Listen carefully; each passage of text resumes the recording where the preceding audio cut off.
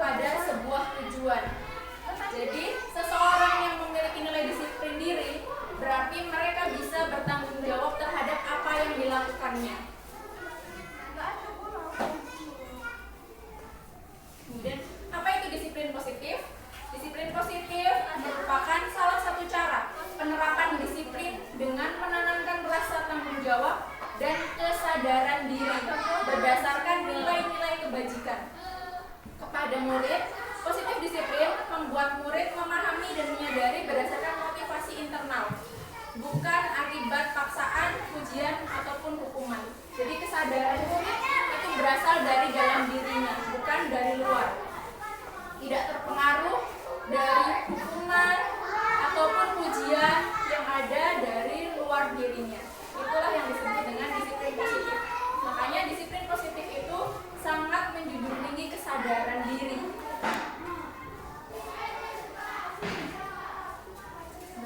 Disiplin positif itu tidak lepas dari sebuah adanya pelanggaran.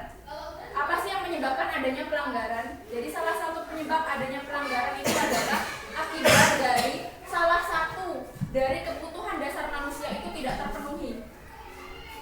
Kalau kebutuhan dasar manusia ini sudah terpenuhi, insya Allah sebuah pelanggaran itu dapat diminimalisir. Apa saja kebutuhan dasar manusia? Yang pertama yaitu kebutuhan bertahan hidup. Ini berhubungan dengan makan, minum, tidur, itu kebutuhan dasar bertahan hidup.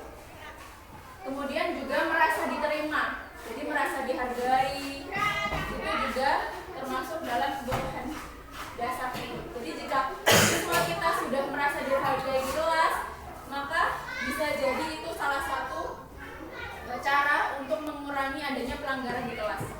Kebebasan, di sini juga ada kebebasan berpendapat. Jadi siswa itu diberi kebebasan di kelas. Jadi di kelas itu bukan guru saja yang berkuasa, tapi bersama-sama. Jadi siswa juga memiliki kebebasan untuk menentukan media pembelajarannya, untuk menentukan metode pembelajarannya. Itu juga kita bisa mengajak siswa untuk bekerja sama. Kemudian adalah kesenangan. Dan ini kalau anak-anak sangat butuh sekali ya ibu-ibu, karena kesenangan itu adalah sesuatu yang sangat dibutuhkan oleh anak-anak. Anak-anak biasanya ada yang melakukan pelanggaran di sekolah itu karena kesenangannya tidak dipenuhi. Bisa jadi kesenangan di rumahnya tidak terpenuhi, akhirnya dia juga mencari kesenangannya di sekolah dengan melakukan sebuah pelanggaran. Dan yang terakhir adalah penguasaan. Ini kayak penguasaan ini tidak jauh berbeda dengan kebebasan. Jadi anak-anak juga itu merasa memiliki harga dirinya mereka. Jadi mereka ingin dihormati, itu masuk dalam kebutuhan dasar penguasaan. Jadi sama-sama guru dan murid saling menghormati. Di sini ada 3 hal, yaitu hukuman, konsekuensi, dan restitusi. Apa sih hukuman? Hukuman adalah suatu tindakan yang diberikan kepada seseorang atas pelanggaran yang dilakukan. Pendekatan hukuman ini berfokus pada sanksi negatif yang dapat menyakiti murid, bahkan dapat membuatnya trauma atau cedera. Contohnya ada hukuman fisik, selain itu juga ada hukuman verbal. Hukuman itu biasanya datang dari salah satu pihak, jadi bukan hasil dari sebuah kesepakatan. Jadi guru menghukum murid itu hukuman, guru memukul itu hukuman, guru membentak itu masuk dalam hukuman, karena dia satu arah, hanya dari guru kepada murid. Jika konsekuensi, apa itu konsekuensi? Konsekuensi adalah bentuk pertanggungjawaban yang dibebankan kepada seseorang atas pelanggaran dari aturan yang telah disepakati bersama. Nah, jika konsekuensi ini lahir dari sebuah kesepakatan. Jadi sebelumnya sudah ada kesepakatan dari dua belah pihak. Jika saya melakukan perbuatan A, konsekuensinya adalah B. Jadi kalau tadi hukuman itu hanya satu arah, kalau konsekuensi ini sudah dua arah. Yang terakhir yaitu restitusi, merupakan proses kolaboratif yang mengajarkan murid untuk mencari solusi untuk masalah dan membantu murid berpikir tentang orang seperti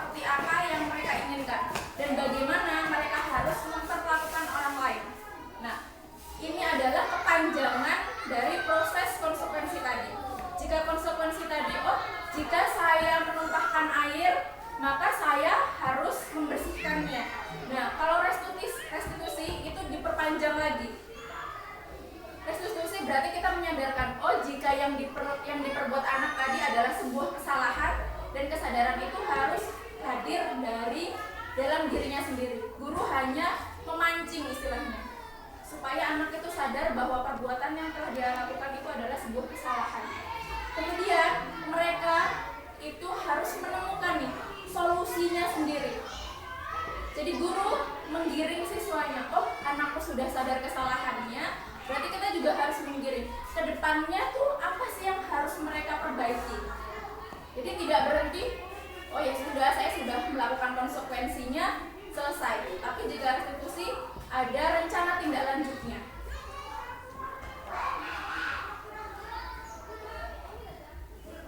Ini adalah keyakinan kelas. Keyakinan kelas atau keyakinan sekolah merupakan pernyataan-pernyataan universal yang mudah diingat dan dipahami, yang diterapkan di sekolah. Keyakinan sekolah atau kelas disusun bersama dengan warga sekolah. Keyakinan sekolah harus diterapkan di lingkungan sekolah dan dipatuhi oleh seluruh warga sekolah. Nah, keyakinan kelas atau keyakinan sekolah ini sebuah, kalau kita sering bilangnya peraturan. Jika peraturan itu datangnya dari salah satu pihak. Jika keyakinan itu datangnya dari dua belah pihak. Jadi keyakinan kelas itu sebuah kesepakatan antara guru dan siswa. Kalau di sekolah kita seandainya di kelas saya, jika terlambat anak-anak didenda 500. Kira-kira itu masuk ke keyakinan atau peraturan ini? Peraturan. Nah, jika keyakinan, maka kalimatnya harus berupa kalimat positif. Kalau terlambat, berarti kalimat positifnya apa? Terlambat masuk kelas, berarti kalimat positifnya tepat. Iya, tepat waktu. Berarti datang ke kelas tepat waktu. Itu adalah sebuah keyakinan kelasnya. Oke, keyakinan kelas yang pertama adalah masuk kelas tepat waktu. Nanti setelah kita punya kesepakatan, kita juga harus menanamkan nilainya. Oh, kalau ke sekolah masuk kelas tepat waktu itu nilainya apa?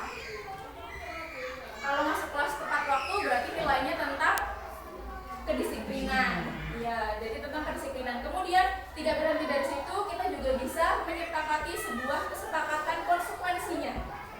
Oh, tepat waktu tadi berarti kan itu sebuah positif. Kemudian jika saya tidak tepat waktu, apa yang harus saya lakukan? Itu juga bisa langsung disepakati. Contoh, oh kalau ada siswa yang masuk kelasnya tidak tepat waktu, dia berarti nanti istirahatnya lebih lama dari temannya, karena masuknya juga tidak bareng dengan temannya. Jadi itu adalah sebuah konsekuensinya nanti. Itu yang disebut dengan keyakinan kelas. Dan harapannya di sekolah kita itu sudah tidak ada lagi peraturan kelas, tapi adanya adalah keyakinan kelas. Yang nantinya, apalagi kan kita mau memasuki semester awal ya Ibu, nantinya keyakinan kelas ini dibangun bersama dengan siswa. Apa sih yang harus dilakukan siswa, apa yang harus dilakukan oleh guru. Jadi seperti tadi, oh tepat waktu masuk kelas, apakah itu hanya berlaku untuk siswa atau juga berlaku untuk guru.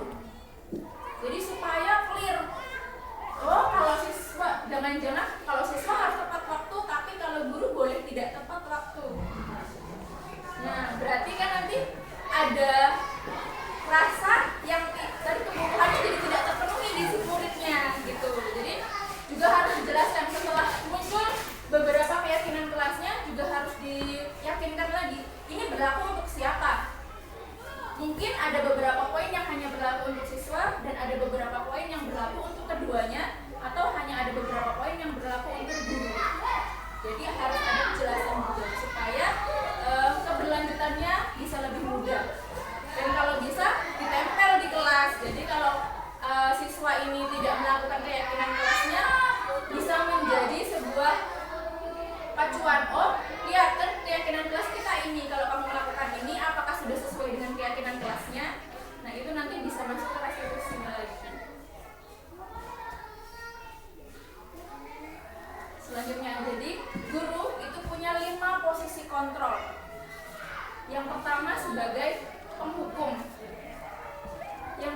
sebagai pemantau merasa bersalah. Maaf, yang itu adalah ini pemberi merasa bersalah, yang ketiga teman, yang keempat pemantau, yang ketiga adalah manajer. Penghukum itu ciri-cirinya dengan menggunakan nada suara tinggi, bahasa tubuh, mata melotot, dan jari menunjuk-nunjuk. Ini kita sambil refleksi ya Bapak Ibu, apakah saya di posisi yang mana gitu. Oh, mungkin pernah di posisi penghukum. Kalau teman itu dia ramah, akrab, sering bercanda, berarti posisinya teman. Pemantau berarti datang sesuai bahasa tubuhnya formal. Sedangkan pemberi rasa bersalah itu nada suaranya melemas, halus, sedih, bahasa tubuhnya merapat pada anak dan lesu, seolah-olah membuat anak itu merasa bersalah karena telah melakukan hal tersebut. Sedangkan manajer, nada suaranya tulus, bahasa tubuh tidak kaku dan mendekat ke murid. Mungkin kita sama-sama berefleksi, kira-kira saya pernah di posisi yang mana ya? Ini semuanya, hampir semuanya pernah. Hampir semuanya pernah. Yang sering ngomong ya. Oke.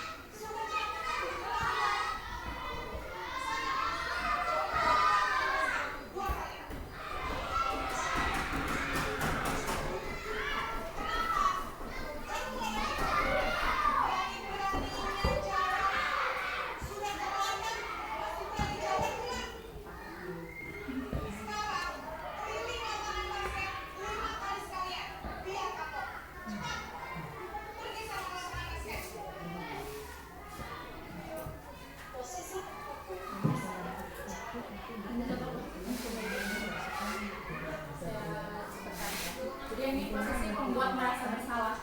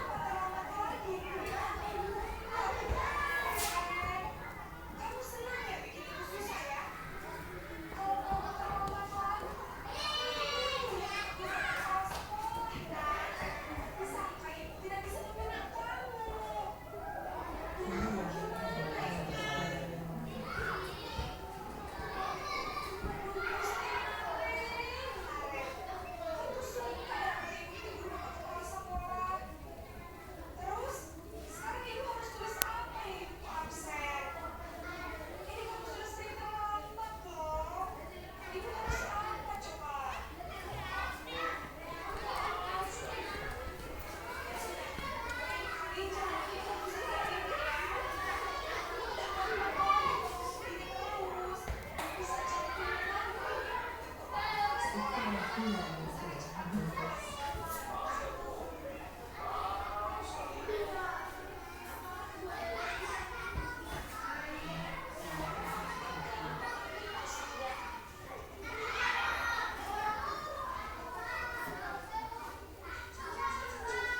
gambaran ya, Bu. Jadi kita kira-kira posisinya di mana nih saat ini?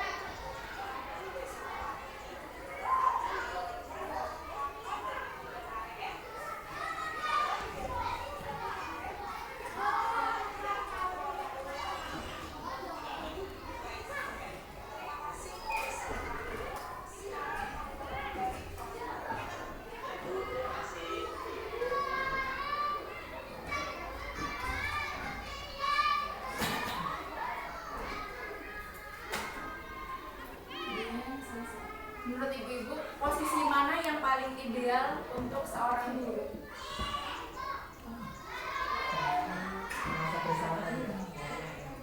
Yang paling ideal. Yang paling ideal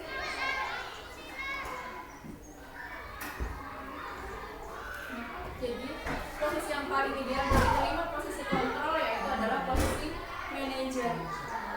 Yang terakhir, karena tadi kalau dari illustrasi tadi itu gurunya sudah menekankan nih, menuntun si Naren untuk beliau menyadari apa kesalahan yang sudah Naren perbuat, dan Naren juga sudah menemukan apa sih rencana tindak lanjut yang harus ia lakukan agar keterlambatannya itu tidak terulang kembali.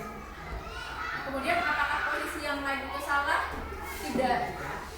Posisi teman boleh, posisi monitor juga boleh. Yang harus sangat dihindari adalah penghukum. Jadi kalau bisa penghukum itu menjadi posisi yang paling sangat dihindari. Kalau bisa juga jangan sampai kita ada di posisi penghukum tadi.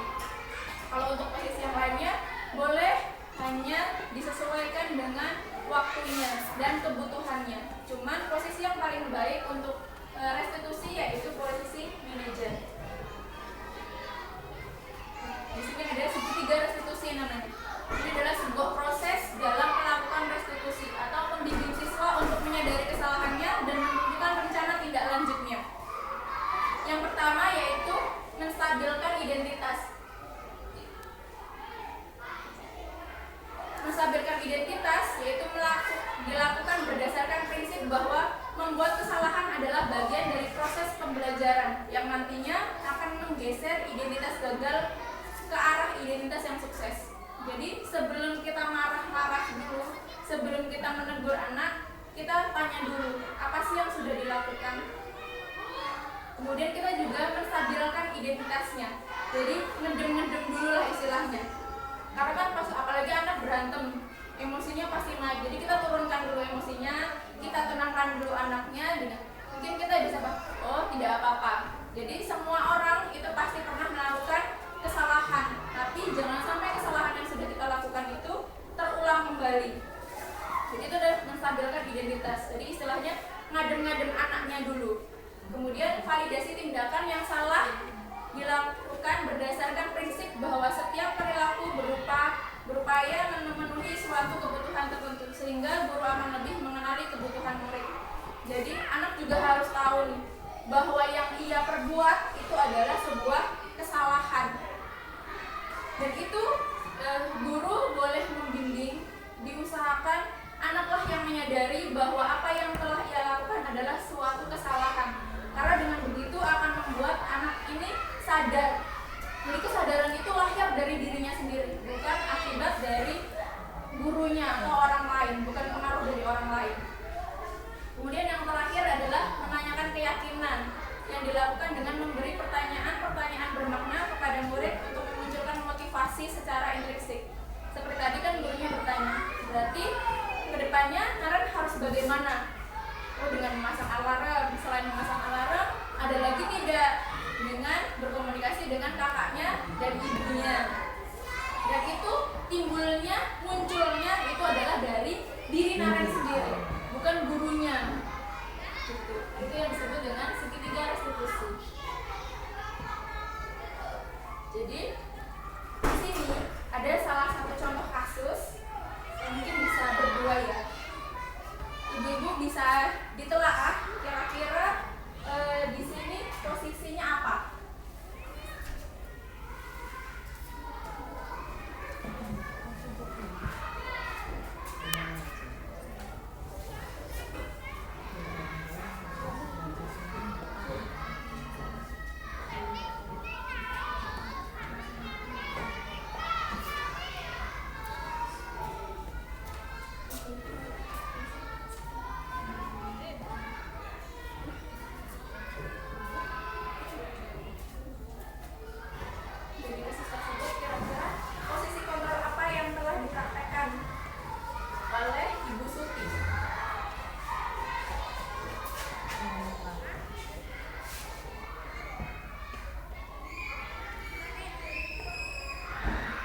Sudah sesuai dengan segitiga restitusi? Jika sudah sesuai, apa sih kalimat pendukungnya?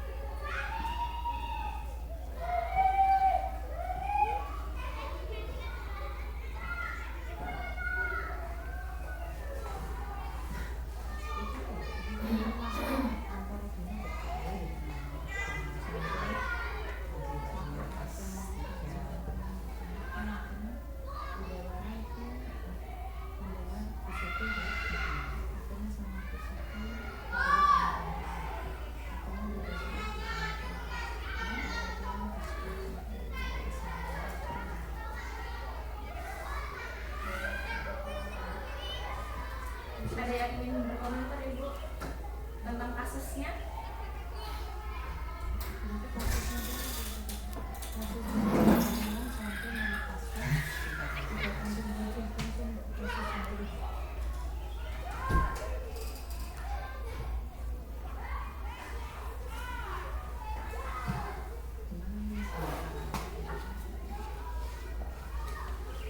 Kata-katanya mungkin bisa digaris bawahi juga tidak apa-apa Ibu.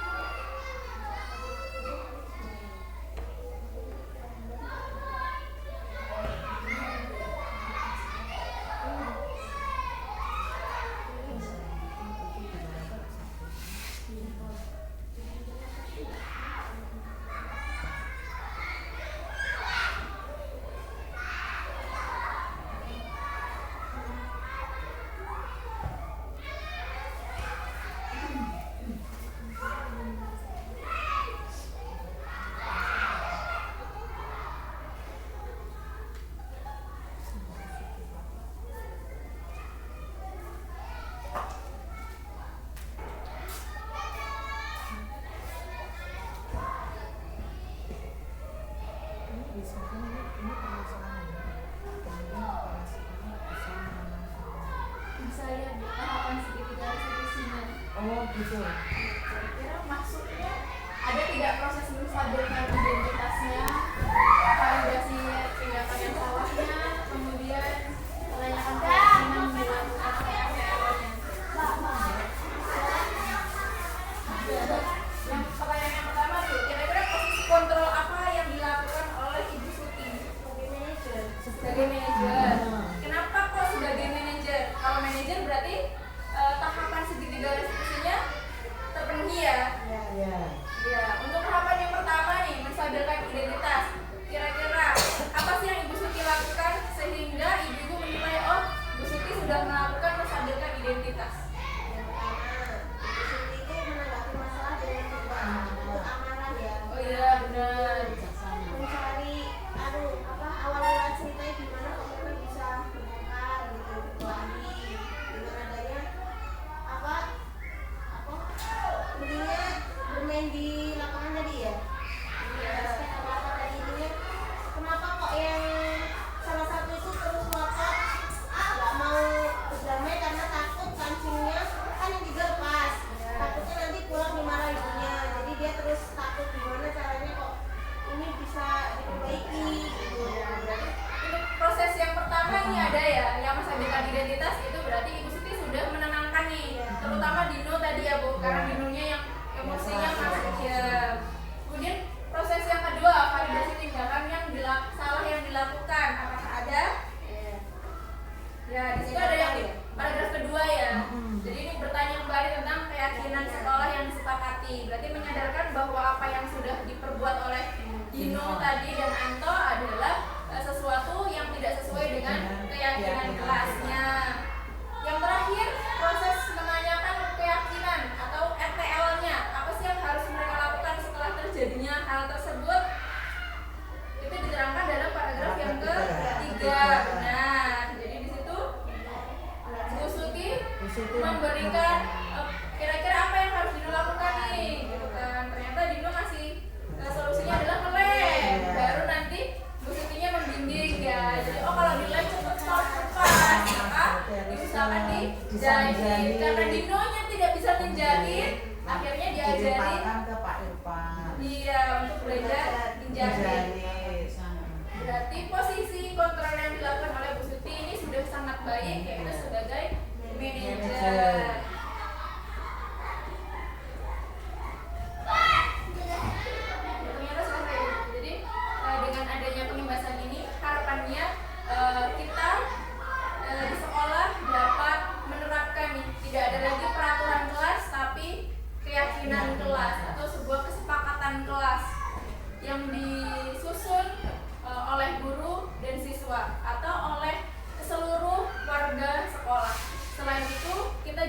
bersama-sama berusaha supaya kita bisa menjadi guru dengan posisi manajer dan selalu melakukan segitiga restitusi dalam menghadapi masalah yang dialami oleh siswa di sekolah kita.